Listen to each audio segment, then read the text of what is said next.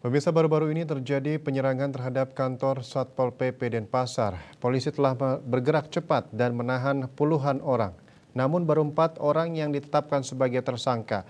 Masyarakat tentunya bertanya-tanya dan berharap negara tidak boleh kalah dengan sekelompok orang yang telah merugikan negara dan mencederai sejumlah petugas Satpol PP yang notabene merupakan aparat negara.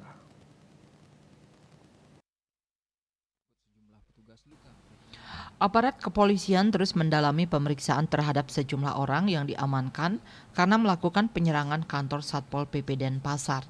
Terbaru dari sekian yang diamankan, 4 orang telah ditetapkan sebagai tersangka. Mereka telah ditahan di sel tahanan sembari menunggu proses hukum selanjutnya. Gerak cepat yang dilakukan pihak kepolisian dalam menangani kasus penyerangan kantor Satpol PP Denpasar mendapat apresiasi dari masyarakat. Akan tetapi mereka meminta kepada aparat untuk mengusut tuntas dan menindak bagi siapapun yang terlibat dalam penyerangan tersebut.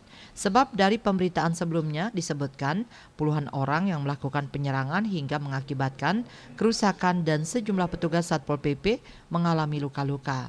Nah, dari puluhan pelaku, baru 4 orang ditetapkan tersangka. Inilah yang menjadi pertanyaan masyarakat.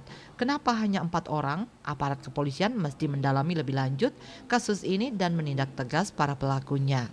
Berikan sanksi yang sepadan. Masyarakat juga mengatakan bahwa negara tidak boleh kalah sama preman. Itulah beberapa komentar netizen yang terlihat di akun Facebook @BaliPos. BaliPos melaporkan.